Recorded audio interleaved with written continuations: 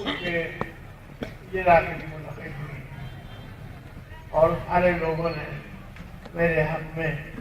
اچھے کلمات کا، اچھے جذبات کا، اچھی خواہشات کا اظہار کیا، مگر الحمدللہ مجھے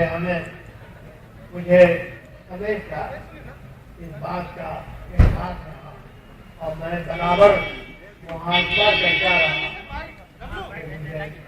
کون کام کی طرف ہونا چاہیے۔ میری زندگی کا بہت بڑا حصہ عبادت میں گزرا ہے، 50 سال اور تقریباً 18 سال تعلیم و تدریس کا گزرا ہے، اور 2 سال کے بڑے تجربات ہوئے، بڑے مشاہدات ہوئے، اور اس کتاب میں جو لکھا گیا ہے وہ خاکہ ہے زندگی کا،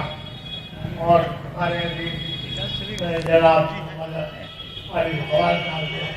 نے پیچھے پڑھ کر کے ہمارے وہ دیوانگی کی حد تک یہ بات ان پر سوال کہ وہ ہماری زندگی کا حالات معلوم کریں